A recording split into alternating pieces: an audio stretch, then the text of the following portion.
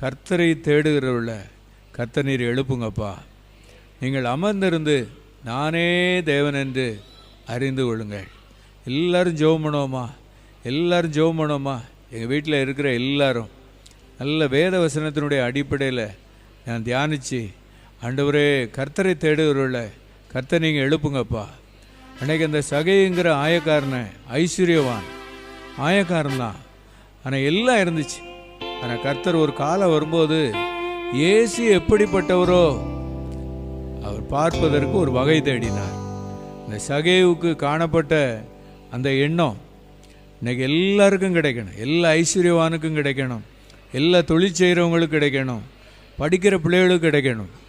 உலகத்தில் இருக்கிற எல்லாருக்கும் கிடைக்கணும்.